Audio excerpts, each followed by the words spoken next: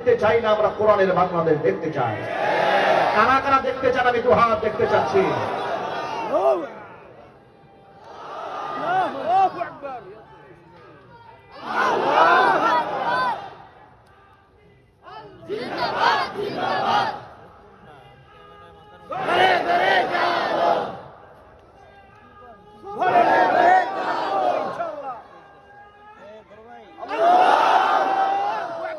আল্লাহ পাক আমাদেরকে ঐক্যবদ্ধ থাকার তৌফিক দান করেন।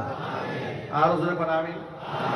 ভাই আমার, এই জন্য যত মানুষ এখানে এসেছেন সকল ভাইদেরকে বলি, দারিদ্রতা এটা আমাদের জন্য অভিশাপ নয়, বরং যত মানুষের হক আপনি নষ্ট করে দুনিয়া থেকে বিদায় হবেন, পেশি শক্তি কাটায় মানুষের অধিকার নষ্ট করেছেন, অবশ্যই হাসরের ময়দানে আহকামুল হাকিমিনের সামনে জবাব দিতেই হবে।